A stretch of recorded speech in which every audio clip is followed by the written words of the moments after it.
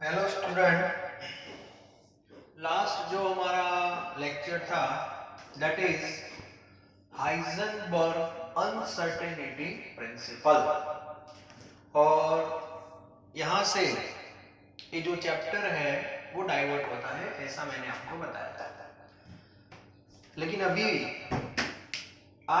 एक दो लेक्चर जो आपके सामने आ रहे हैं वो अभी भी आगे वाला जो सेक्शन है उससे रिलेटेड है। आपने अब तक जो भी टॉपिक्स पढ़े हैं, जैसे न्यूमेरिकल हमारे स्टार्ट हुए थे वेव नेचर से, वेव नेचर ऑफ रेडिएशन।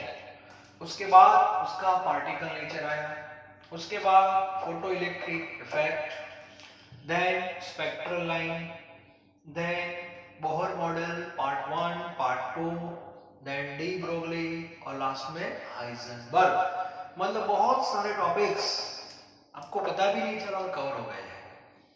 और उससे रिलेटेड न्यूमेरिकल हो या एमसीक्यू नॉर्मली एग्जाम में आते हैं।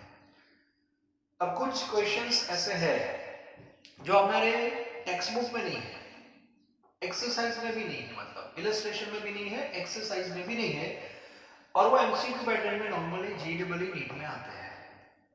तो अब तक हमने इलस्ट्रेशन के बेस पे कुछ सम किए हैं जिससे आपको थोड़ा फॉर्मूला को कैसे यूज करना है उसके बारे में पता चला। ओके, अब जेडबल नीट में आपको पता है कि कैल्सी जो है वो अलाउ नहीं है, तो ज्यादातर वो लोग क्वेश्चन जो बनाएंगे वो ऐसे बनाएंगे जिसमें कैलकुलेटर की ज्यादा जरूरत ना हो। तो ऐसे भी कुछ पॉइंट्स है जो बीच बीच में मैंने बताया है, लेकिन आज मैं आपको एमसीक्यू के फॉर्म में उसको बता रहा हूं।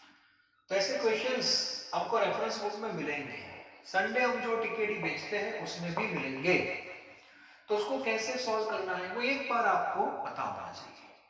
तो आज मैं पीछे से स्टार्ट कर रहा हूं, मतलब हाइजेनबर्ग से, क्योंकि वो टॉपिक आपका अभी अभी कंप्लीट हुआ है। तो हाइजेनबर्ग और डी ब्रोगली, ये दोनों के बेस पे आज मैं डिस्कशन करने वाला हूं कि कैसे कैसे क्वेश्चंस एमसीक्यू पैटर्न में आते हैं जेडब्ल्यू और नीट में। तो आज का हमारा जो लेक्चर है वो जी नीट के प्लेटफॉर्म के बेस पे रहेगा। जी नीट मैंने आगे बताया था एडमिशन में ये कोई अलग सिलेबस नहीं है, हमारे ही टॉपिक होते हैं, लेकिन उसको एमसीक्यू में कन्वर्ट करता है और जितना हो सके उतना कैलकुलेटर की रिक्वायरमेंट कम हो, ऐसा उनका एक प्लानिंग होता है। ओके, तो आज मैं पहले बात करूंगा Heisenberg.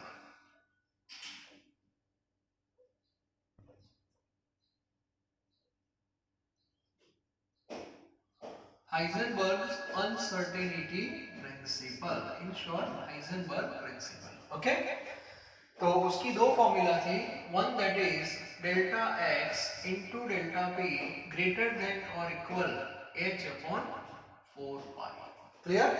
And another formula that is based on velocity, that is equal to h upon 4 pi m, clear? तो दो फॉर्मूला हमने पढ़ी है, दोनों ही फॉर्मूला में डेल्टा x क्या है, that is uncertainty in position, delta v uncertainty in velocity, delta p uncertainty in momentum, h constant, 4 constant, pi constant, m that is the mass of matter. ये clear होना चाहिए। Okay, तो ये दो formula थी। अब इसके बेस पे दो टाइप के क्वेश्चंस हमने पढ़ लिए हैं, इलस्ट्रेशन में थे।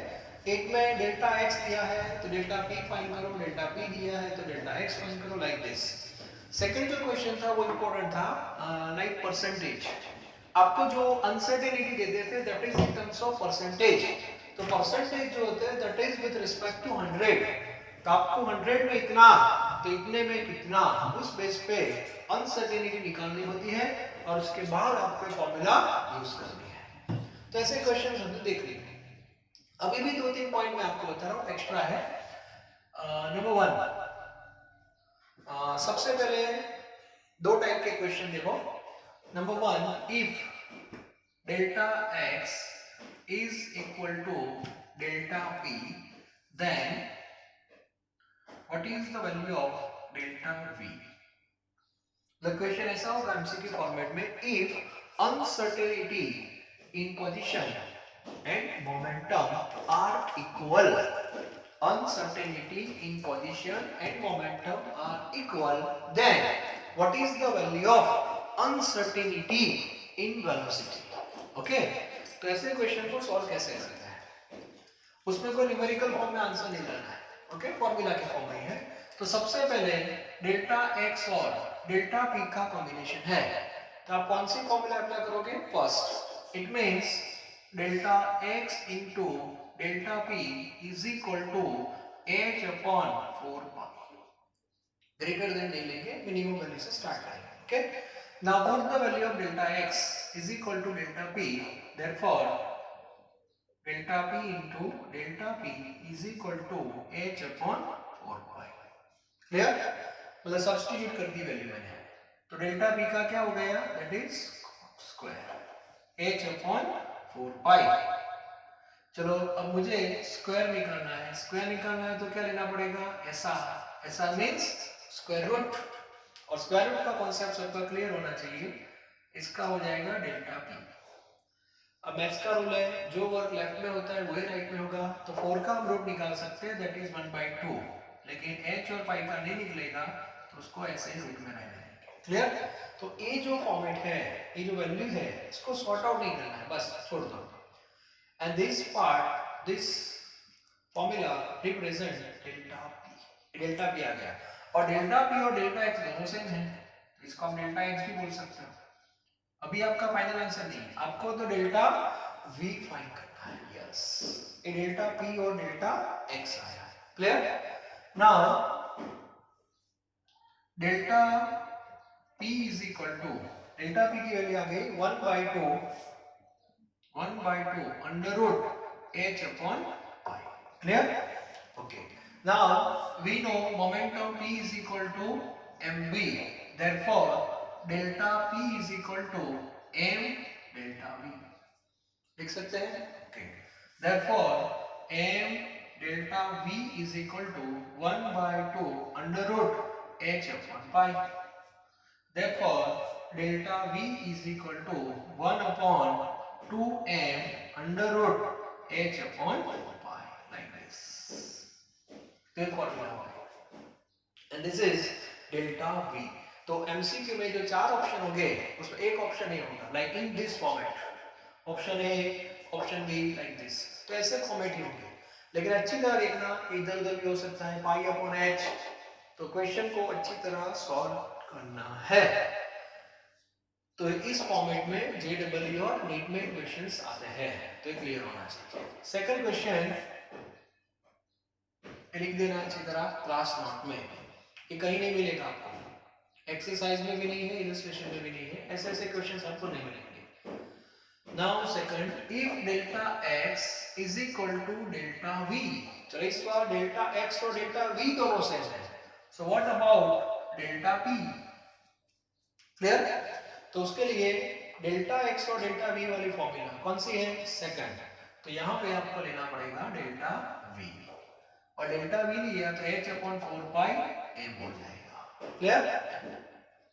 m की एंट्री हो गई। Okay, now delta x is equal to delta v, तो ये दोनों सेम हो गए, delta v into delta v, delta v का स्क्वायर हो जाएगा। यस, m रखना, हाँ, चलो स्क्वायर रूट लेते हैं, तो ये वैल्यू हो जाएगी डेल्टा v की, delta v is equal to 1/2 h upon pi m, yes, आइए, and that is equal to delta x। हो गया वैल्यू? ओके, अब बात करते हैं डेल्टा p। अब यहाँ पे हमें डेल्टा p फाइंड करना है, दो मेथड है, पहले इस बेस पे चले जाते हैं, इजी रहेगा आपके लिए। Now delta p is equal to m into delta v. So put the value of delta v. So m in bracket 1/2 under root h upon pi m. Okay, अब दो m आ गए, एक m रूट के अंदर है और एक m root के बाहर है, तो उसको कैसे कैंसिल करेंगे? अंदर वाले को बाहर लाए या बाहर वाले को अंदर ले जाए? तो आगे मैंने बताया था, इस सिचुएशन में अंदर वाला बाहर आएगा तो रूट के फॉर्म में आएगा, लेकिन बाहर वाला अंदर जाएगा तो उसका स्क्वायर लाएगा। तो उसको हम अंदर ले जाते हैं और स्क्वायर क्या हो जाएगा, m square upon pi m, therefore 1/2 h m upon pi, एक m कट हो जाएगा and that is delta E। Yes, तो ऐसे क्वेश्चंस आपके दिमाग में होने चाहिए। तो हाइजेनबर्ग जो है उसमें इस टाइप के क्वेश्चंस भी आते हैं। थ्योरी में मैंने बताया था माइक्रो के लिए डेल्टा x टेंड्स टू 0 है तो delta v tends to infinite, ऐसे क्वेश्चंस भी आपको मिलेंगे। तो एक अनसर्टेनिटी 0 की ओर जाएगी तो दूसरी अनसर्टेनिटी इनफाइनाइट की ओर जाएगी, तो ये भी मैंने आपको बताया था। ओके, बाद में आप ये फॉर्मूला जो है उसको हम रेशियो फॉर्म में भी यूज कर सकते हैं, कंपैरिजन वाले क्वेश्चंस भी आते हैं।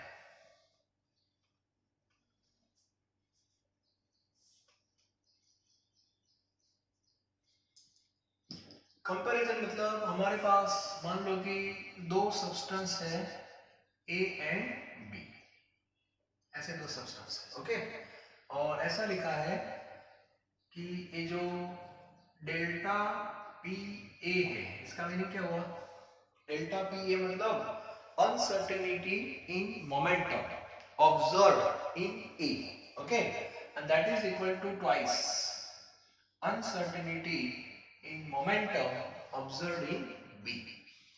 तो delta p A is equal to delta p आपको दे दिया है। ओके, तो आपको निकालना है relation regarding uncertainty in position. तो हमारे पास ये जो फॉर्मूला है उसको हम दो बार लिख सकते हैं। पहले ए के फॉर्म में क्या लिखोगे, delta x A delta p A is equal to h upon 4 pi. B के फॉर्म में लिखना हो तो delta x B delta p B is equal to h upon 4 pi, और दोनों का रेशियो ले लो। ओके, तो यहाँ पे h और 4 पाई तो कट हो जाएगा, ठीक है, तो इसका मीनिंग हुआ delta x A, delta p A की जगह क्या लिखूं, 2 delta p B is equal to 1 upon delta x B delta p B is equal to 1, ये कट हो जाएगा, therefore delta x A upon delta x B is equal to 1/2 हो जाएगा। तो ऐसे क्वेश्चंस आ सकते हैं, ठीक है, उसको बोलते हैं रेशियो लेना। आगे भी मैंने बताया था रेशियो कैसे ले रहे हैं, रेडिएशन वाले कॉन्सेप्ट है, तो ये भी एक फॉर्मेट है जो आपको पता होना चाहिए। तो हाइजेनबर्ग में इतनी वैरायटी है।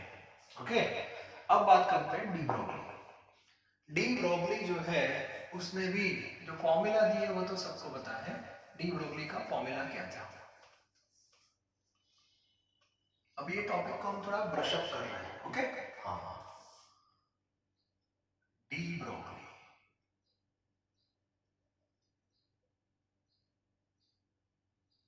डी ब्रोगली ने जो इक्वेशन दिया था वो मैटर वेव के बारे में, तो फॉर्मूला थे उसकी वेवलेंथ की, lambda is equal to h upon m v. Yes, v for velocity of matter और एम वी को बोलते हैं मोमेंटम।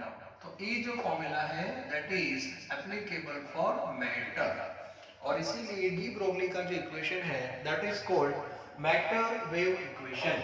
तो ये आपको पता होना चाहिए। बाद में दूसरी जो फॉर्मूला थी फोटोन के लिए रेडिएशन, तो उसमें mc आता है, उसका भी मोमेंटम निकाल सकते हो that is hp, and this formula is applicable for radiation and particle of radiation that is photon. तो एक कॉन्सेप्ट आपका पहले क्लियर होना चाहिए। ओके, तो डी ब्रोगली में भी हमने न्यूमेरिकल सॉल्व किए हैं जिसमें हमने ज्यादातर लैम्बडा फाइंड किया था, और वेलोसिटी देख लेना एक बार क्वेश्चन, मैटर है कि रेडिएशन है। फोटोन का क्वेश्चन है तो ये फॉर्मूला यूज करना पड़ेगा, मास ऑफ फोटोन फाइंड करना है तो आपको ये फॉर्मूला लेना पड़ेगा, और तब वेलोसिटी ऑफ लाइट जो है that is equal to c लेना है। तो ये क्लियर होना चाहिए। तो फॉर्मूला दोनों सेम है, लेकिन फॉर्मूला मैटर की है कि रेडिएशन की है वो आपको पता होना चाहिए, ठीक है। चलो, हाइजेनबर्ग था वो पूरा मैटर के लिए था, डी ब्रोगली में मेन फॉर्मूला मैटर की है, लेकिन ये फॉर्मूला फोटोन के लिए भी अप्लाई कर सकते हो। क्लियर? ओके, अब आगे बढ़ते हैं। अब इसमें किस टाइप के क्वेश्चंस आते हैं, तो सबसे पहले क्वेश्चन मैंने ऑब्जर्व किया था, if velocity if velocity of electron if velocity of electron is 0.1% या तो 3%, 3% of velocity of light, yes, velocity of light, then lambda, मतलब वो इलेक्ट्रॉन का लैम्डा क्या होगा। ओके, तो इलेक्ट्रॉन की वेलोसिटी दी नहीं है, लेकिन उसका रिलेशन बताया है कि लाइट की जो वेलोसिटी होती है उसका 3% है। अब क्लियर हो गया? ओके, तो अब हमें क्या करना है, लैम्डा फाइंड करना है इलेक्ट्रॉन का, h/mv। क्लियर? तो उसमें h आपको क्या लेना है, वो फिक्स है 6.626 × 10⁻⁻34। m क्या था, mass of electron, that is 9.1 10⁻⁻31 kg। आपको ऐसा ही वर्क करना है। और v क्या है, velocity of electron, and that is equal to 3% of velocity of light.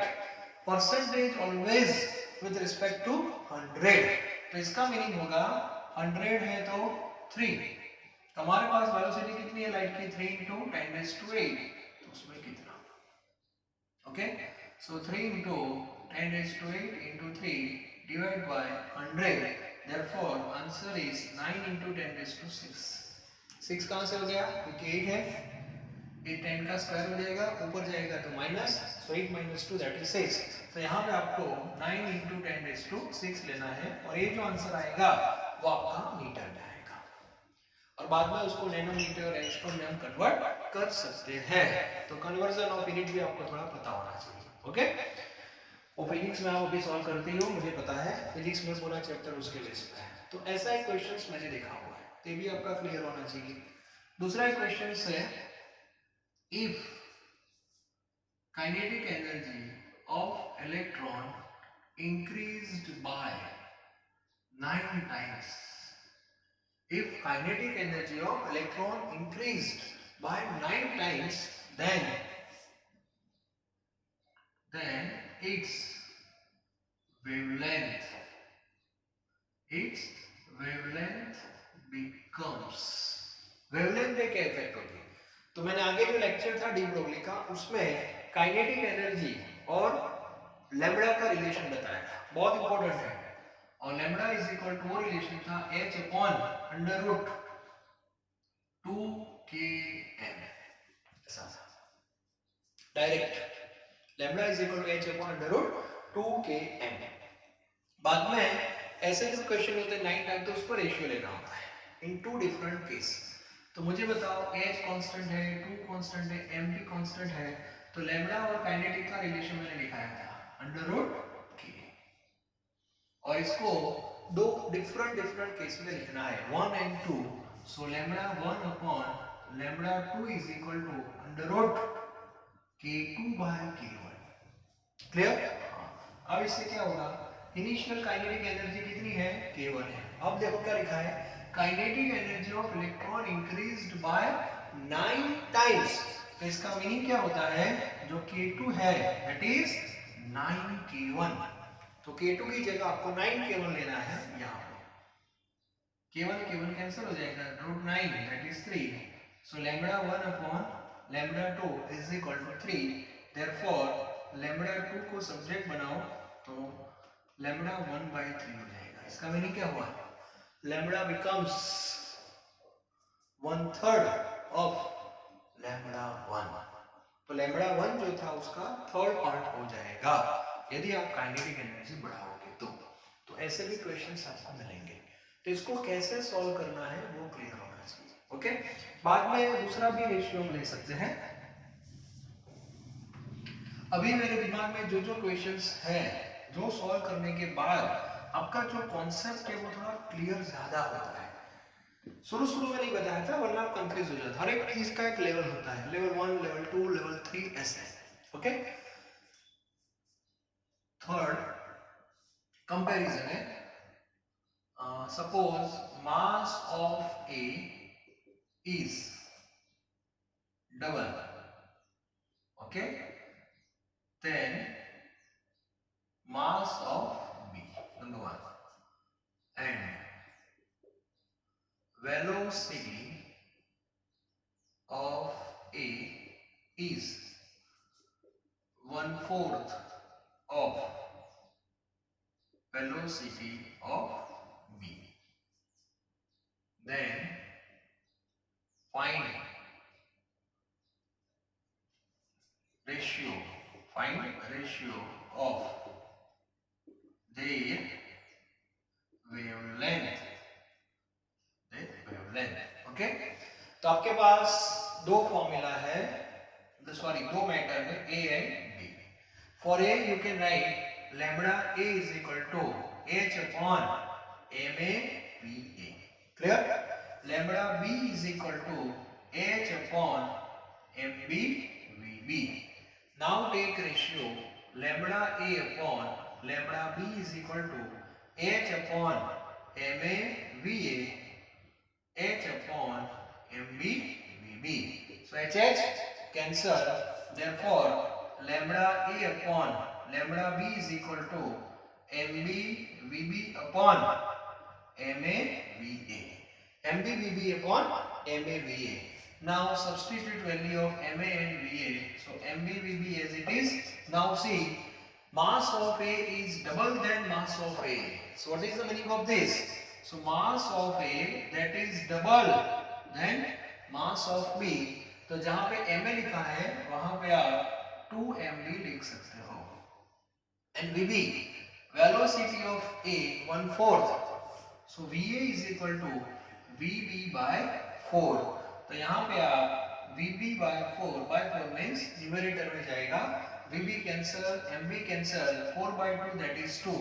So lambda A upon lambda B that is 2, or you can say 2:1. Clear? तो इस base पे हम क्वेश्चंस को सॉल्व कर सकते हैं. तो स्टूडेंट के दिमाग में फॉर्मूला, रेशियो, कंपैरिजन ये सब परफेक्ट होना चाहिए, उससे आप आगे जा सकते हो. तो इस बेस पे भी हमें थोड़ा वर्कआउट करना है.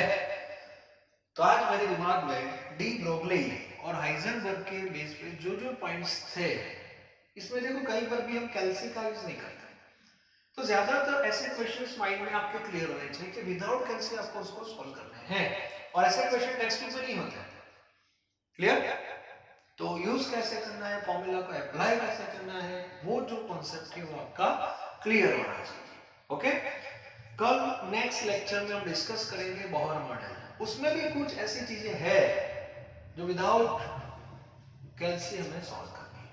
बोहर मॉडल, तो बोहर मॉडल की सारी फॉर्मूला पहले क्लियर होनी चाहिए. बोहर मॉडल के दो पार्ट मैंने बताए थे. Part 1 formula related with stationery orbit, and part 2 formula related with transition phenomena. इतना क्लियर होना चाहिए. ठीक है? फोटो इलेक्ट्रिक इफेक्ट भी है, सीरीज वाले पॉइंट्स भी है. तो नेक्स्ट लेक्चर जो हमारा होगा वो उसके बेस पे होगा, और ये सब क्लियर होने के बाद आप मैच्योर हो जाओगे. और याद रखना, केमिस्ट्री में चैप्टर 1 और चैप्टर 2 ये दोनों चैप्टर जब कंप्लीट हो जाते हैं तब स्टूडेंट रियल में केमिस्ट्री के अंदर आ गया ऐसा मान लेते हैं, और फिर उसका केमिस्ट्री चलता है अप टू 12th. लेकिन पहले दो चैप्टर क्लियर होने चाहिए. जो फिजिकल केमिस्ट्री की बात कर रहा हूँ, फिजिकल में. ओके, ऑर्गेनिक के लिए अलग चैप्टर है, इनऑर्गेनिक का भी अलग है. फिजिकल पहले आपका स्ट्रॉन्ग होना चाहिए, क्योंकि टोटल जो परसेंटेज है 11th-12th में उसमें फिजिकल केमिस्ट्री के चैप्टर सबसे ज्यादा है, मैक्सिमम, और उसके एमसीक्यू भी न्यूमेरिकल पैटर्न में होते हैं, जिससे हमारा कॉन्फिडेंस बढ़ जाता है. Okay, like physics. So thank you very very much.